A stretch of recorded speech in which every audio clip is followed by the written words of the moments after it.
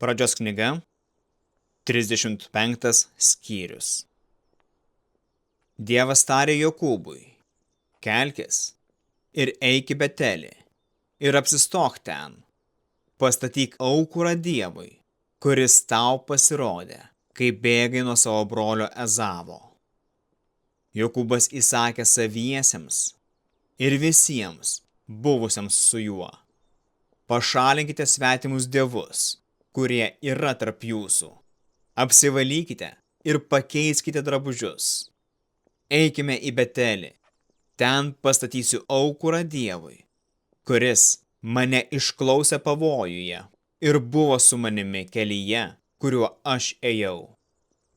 Jie atidavė Jokūbui visus svetimus dievus, kuriuos turėjo, ir auskarus, o Jokūbas juos užkasė po ąžuolu prie Sichemo.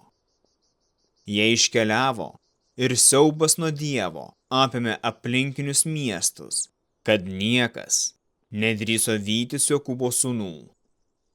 Taip Jokūbas ir visi su juo esantys žmonės atėjo į Lūzą, dar vadinamą Beteliu, kuris yra Kanano šalyje.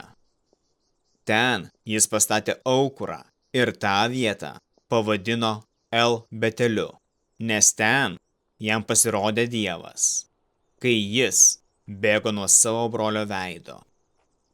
Ten mirė Debora, Rebekos auklė, ir buvo palaidota prie Betelio po ąžuolu, kurį pavadino raudos ąžuolu.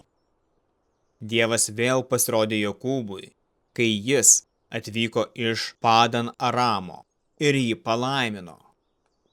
Ir Dievas tarė jam, tavo vardas Jokūbas, bet tu nebesivadinsi Jokūbu. Tavo vardas bus Izraelis. Aš esu Dievas, visagalis. Būk vaisingas ir dauginkis.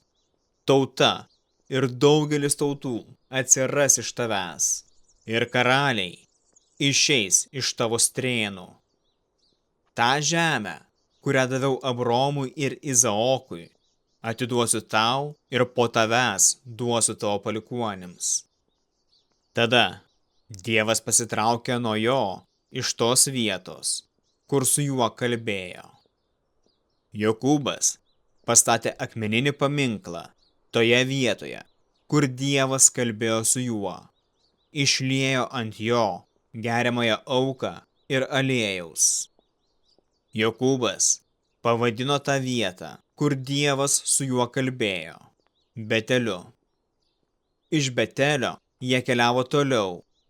Nepasiekus Efratos, Rachelė gimdė, ir jos gimdymas buvo sunkus.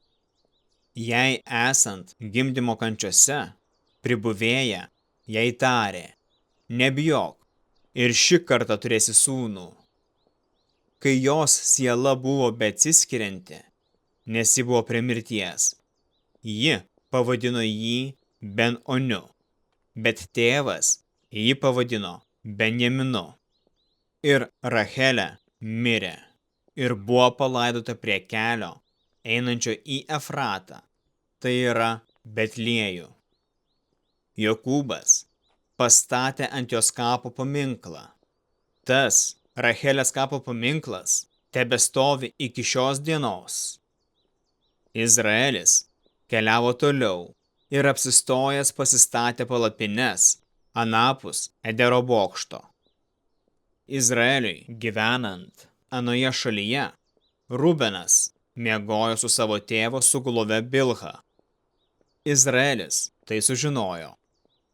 Jokūbo sūnų buvo 12. Lėjos sūnūs. Jokūbo pirmagimis Rubenas, Simeonas, Levis, Judas, Isacharas ir Zabulonas. Rachelės sūnūs, Juozapas ir Benjaminas. Rachelės tarnaitės Bilhos sūnūs, Danas ir Naftalis. Lėjos tarnaitės Zilpos sūnūs, Gadas ir Ašeras. Šitie yra Jokūbo sūnūs, gimė jam Padan Arame. Jokūbas atėjo pas savo tėvą Izaoką, į Mamrę, į Kirjat Arbos miestą, tai yra Hebroną, kur Abraomas ir Izaokas buvo ateiviai. Izaokas sulaukė 180 metų ir Izaokas atidavė savo dvasią ir mirė ir susijungė su savo tauta, būdamas senas ir pasisotinęs gyvenimu. Ji palaidojo jo sūnus Ezavas ir Jokūbas.